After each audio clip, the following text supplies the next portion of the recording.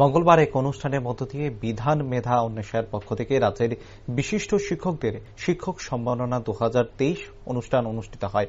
আগরতলার জয়নগর আম্বেদকর স্কুলে উপস্থিত আগরতলা পৌর নিগমের মেয়র দীপক মজুমদার সহ অন্যান্য অনুষ্ঠানে মেয়র দীপক মজুমদার বক্তব্য রাখতে গিয়ে বলেন, আজকের দিনটি পণ্ডিত ঈশ্বরচন্দ্র বিদ্যাসাগরের জন্মদিন। তাই শিক্ষক এবং ছাত্রদের কাছে দিনটি অত্যন্ত গুরুত্বপূর্ণ।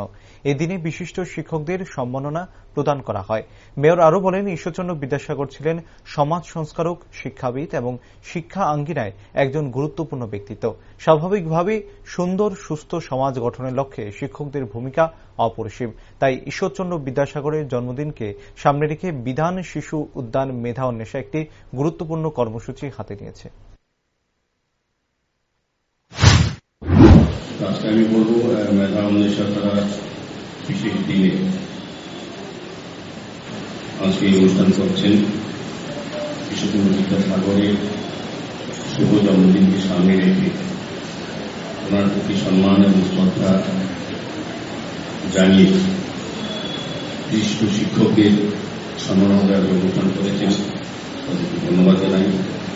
এই কারণে যে আজকের দিনটা অত্যন্ত গুরুত্বপূর্ণ। সবাই প্রতি শিক্ষক যারা আছেন তারা এবং যারা ছাত্রছাত্রীরা যারা সার্বিকভাবে বিদ্যাসাগর ব্যক্তিত্ব আমাদের ভারতের সমাজ সংস্কারক, শিক্ষাবিদ, সাহিত্যিক, প্রাবন্ধিক এবং কবি।